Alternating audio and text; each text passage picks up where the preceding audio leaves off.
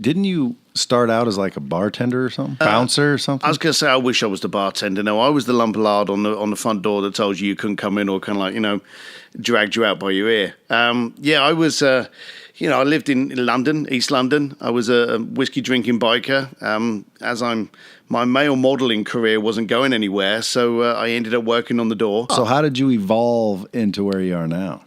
So it was very simple. I have a couple of brain cells and I try to use them well. I'm not the sharpest tool in the shed, but I'm functional and I'm effective and I keep things raw and ugly. So we threw kick-ass parties. We had, hot women, beautiful cars, and we'd say, you want to come along, it's $500. And we just started charging it. As the party started doing well, I've now got 80 affluent people paying me $500 to go to this party. Then I would go to Mercedes or Audemars or people that had high-end brands and go, look, how would you like to be in a room with 100 people that can afford your product? It's going to cost you 10 grand. So I got paid both sides of the fence.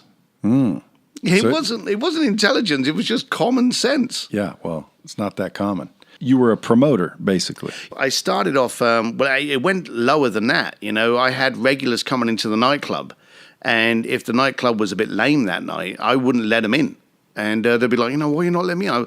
It's a shit night. You're going to be pissed off. You're not going to come back. So walk down the road. There's a new club there. Speak to Barry on the door. Tell him Sim sent you.